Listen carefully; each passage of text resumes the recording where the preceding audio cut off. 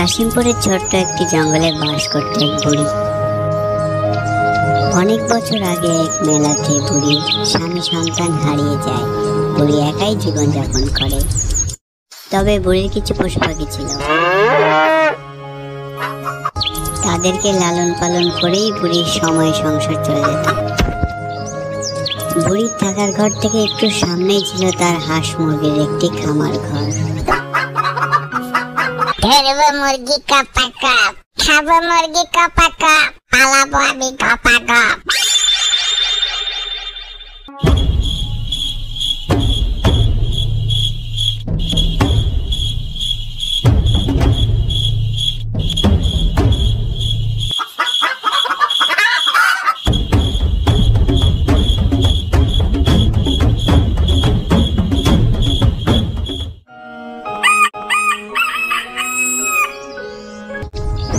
শিয়ালের এই মুরগি নেওয়াতে বুড়ির প্রতিদিন সকালে সেই মন খারাপ হয়ে যেত।